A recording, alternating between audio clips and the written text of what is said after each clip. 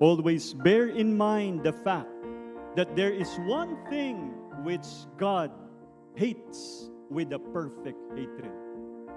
May isang bagay na kung saan galit na galit ang Diyos. And what is that? Continuing, it says, and that is sin. Romans chapter 1, verse 18.